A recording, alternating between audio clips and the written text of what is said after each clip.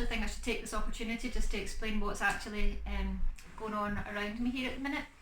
This has actually been filmed during lockdown 2020, and I'm using my phone to actually film these little tutorials, and I've downloaded a free app to do a little bit of editing, and I'm just putting it straight onto social media. So I have zero video editing skills whatsoever, so I do apologise for the rough and ready approach to the actual footage. It has bare minimum skills involved. I'm hoping the contents of the video will supersede that, and I really definitely need a crew. But for the meantime, I'm just going to have to use my phone and talk to myself in the shop on my own, and try and see if I can help you guys during lockdown. It's the best I can do, so apologies. Okay, thanks. Hi, I'm Louise, back again. I'm half of Hamilton Care in Kirriemuir, and we've been on the high street now for 10 years, and like most shops in the area, finding lockdown really quite strange, not actually being in work and seeing you guys every day. So having had a couple of weeks without any internet and having the kids at home has been quite tricky, but we're really going to try and see if we can make a big effort and keep in touch with you guys via screen. It seems to be the way to go these days. And also see if we can get you guys using your cameras. If you've got any spare time, look at you, and see if we can help you get some new skills, or maybe just brush up on some old skills, and maybe just get you a bit more passionate about taking better photos. So this is something that we hope that we can do just to give back to you guys for your support for the last few years, and really hoping that when we open back up that we'll be here for years to come. So it'd be lovely for you guys to come back in and see us and keep in touch.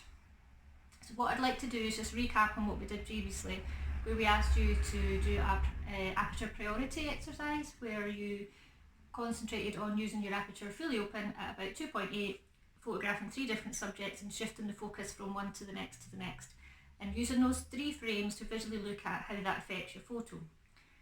So that would have created a shallow depth of field. Now, depth of field is something that we didn't actually mention in the previous video. Now, it's not as most people would perceive it to be from the very edge of your lens into your photograph that we talk about the depth of field.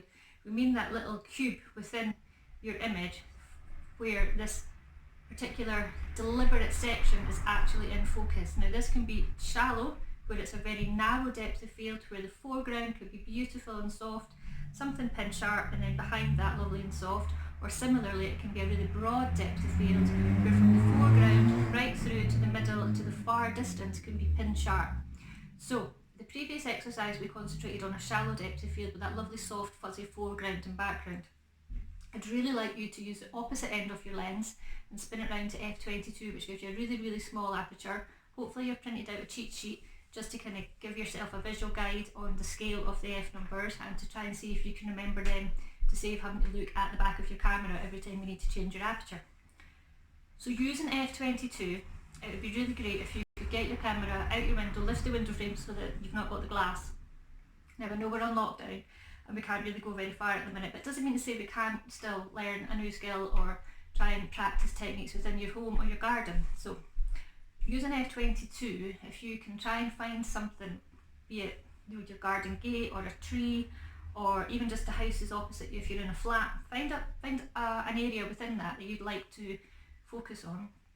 Put your aperture priority mode back on, and if you want to just use auto ISO, that'll be absolutely fine. Just let the camera sort everything else out and just concentrate on your apertures. And take the shot at f22, fill in the frame with whatever's in the distance. Again, don't use your house because you want to be going beyond that.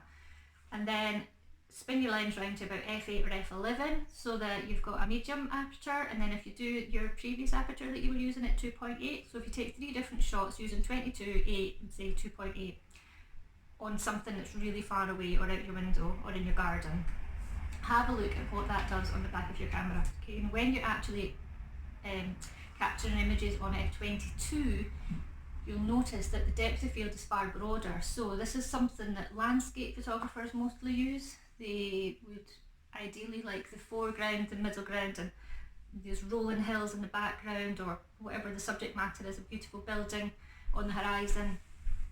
They want everything pin sharp normally right from the foreground right through the whole image. So you certainly couldn't achieve that if you go back to the results that we've seen at 2.8.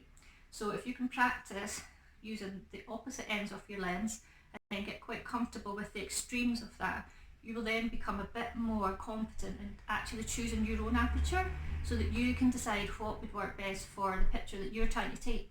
And bearing in mind, this is all about taking back control, taking your camera off automatic, and actually just being a bit more creative. So it's not as complicated as it sounds. It's really just a case of practice makes perfect. So let's have a go at practicing f22 and see how you get on. What I will say is the focal length of your lens will have a bit of an effect, quite a massive effect, on how the actual outcome of your images will look. A wide angle lens tends to be quite a short, stumpy little lens on the front of your camera, and a telephoto and a zoom lens will be a really long lens. Now, this image that you're trying to create on f22, it will be a much easier thing to do on a wide angle lens, which is why most landscape photographers, they would use a wide angle in all honesty to capture the biggest area of this beautiful scene that they're trying to capture. If you go from a 50mm to say a 70mm, you're bringing in the viewfinder's ability to see the peripheral vision. So a 50mm would go to a 70mm to a 200mm to a 400mm, and every time that the field of view comes in, it brings your subject closer and closer and closer.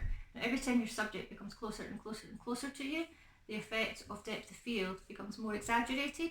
So that lovely soft fuzzy foreground and background is much easier to achieve on a longer lens. So if you've got a really short stubby wide angle lens on, but you really still want to create that soft shallow depth of field effect, the most effective thing you could do is take yourself much closer to your subject. So the closer you are to something, the more exaggerated this effect can be. So see if you can get your camera out your windows or into your gardens, shoot it on f22, and then let's have a look and see what results you get, and see if we can help you guys with any other aperture inquiries that you've got at the minute, and then we'll move on. Okay, thank you.